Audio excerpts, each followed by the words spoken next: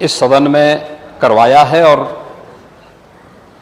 माननीय नेता प्रतिपक्ष को लेकर के कुल 33 सदस्यों ने अब तक इसमें चर्चा में भाग लिया। मैं उन सभी माननीय सदस्यों और दलीय नेताओं का भी हृदय से धन्यवाद देता हूं, जिन्होंने नेता विरोधी दल के विचारों को मैं सुन रहा था, पूरा सदन भी सुन रहा था,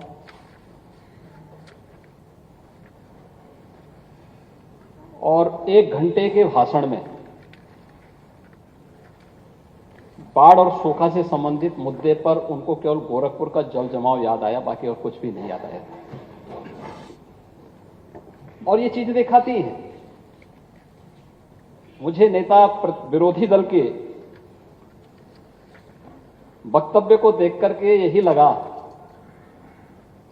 कि 2014, 2017, 2019 और 2022 का जो जनादेश है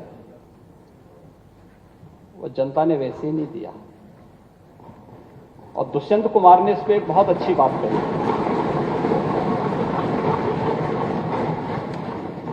महोदय, दुष्यंत कुमार ने एक बात कही थी कि तुम्हारे पांव के नीचे कोई जमीन नहीं, कमाल यह है फिर भी तुम्हें यकीन नहीं।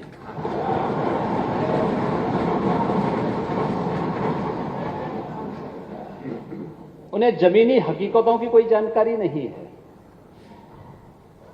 और तुलसीदास जी ने बात कही भी, समर्थ को नहीं दोष गुसाएं। ऐसे ही लोगों पे बातें अक्सर सा सही बैठती हैं, क्योंकि जो लोग जन्म से चांदी के चम्मच में खाने के आदी हैं,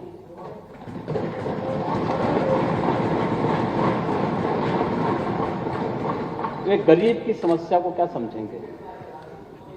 ओह, मैं आ रहा हूं, वहां भी आ रहा हूं। वे एक गरीब की पीड़ा को क्या समझेंगे, एक किसान की पीड़ा को क्या समझेंगे, एक दलित की पीड़ा को भी क्या समझेंगे,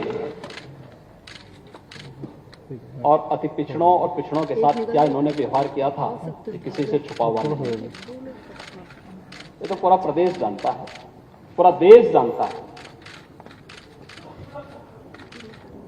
महोदय, महान किसान नेता और भारत के पूर्व प्रधानमंत्री चौधरी चरण सिंह जी ने कहा था कि देश की प्रगति का मार्ग इस देश के गांव, गलियों, खेत और खलिहानों से होकर के जाता है।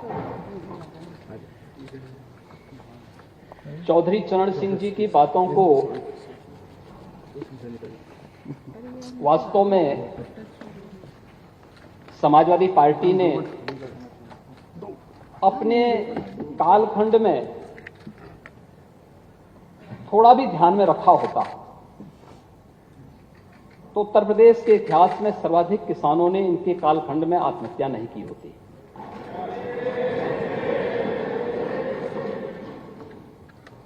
और मुझे चौधरी चरण सिंह जी की बातों के साथ ही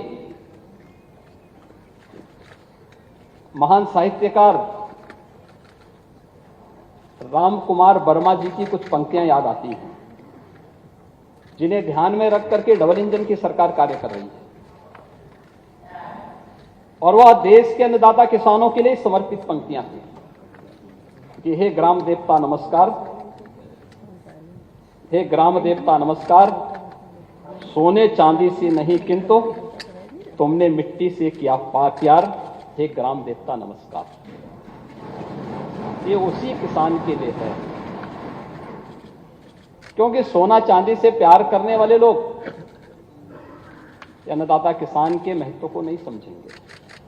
उसके महत्व को समझ नहीं पाएंगे, उसकी पीड़ा को भी नहीं समझ पाएंगे। और इसीलिए जब बाढ़ और सूखा जैसे मुद्दे पर चर्चा की बात आई तो उस मुद्दे को लगातार विषयांतर करने का प्रयास हुआ। अगर भारत की खेती की बात होती है तो नेता विरोधी दल उसके साथ पाड़ी शब्द भी जुड़ता है, पशुपालन भी उसका पार्ट है।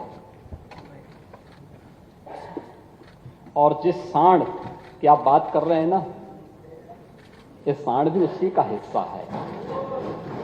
आपके समय में ये बूचड़खानों के हवाले होता था, हमारे समय में यही पशुधन का पार्ट बना हुआ है। और इसीलिए उस सच्चाई को आपको स्वीकार करना चाहिए कि आप अपनी विफलता को छुपाने के लिए, कुछ पेपर की कटिंग थी, लगता है कि होमवर्क करते समय शिवपाल जी ने कुछ पुरानी कटिंग भी बीच बीच में रखवा दी,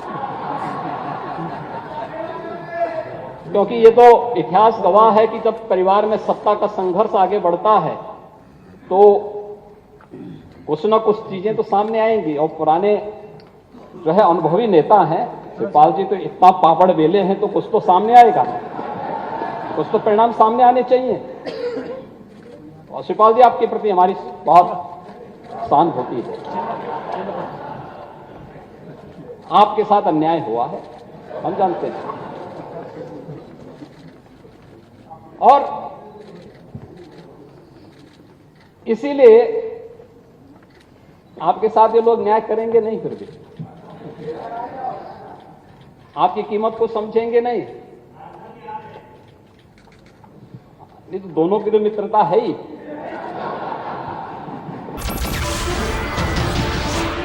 नमस्कार, मैं हूं मानक गुप्ता। अगर आपको हमारा ये वीडियो पसंद आया हो तो इसे लाइक और शेयर जरूर करें। और हां, हमें सब्सक्राइब और फॉलो करना ना भूलें ताकि आप देश और दुनिया की कोई खबर मिस ना करें। तो जुड़े रहिए हमारे साथ और देखते रहिए News 24।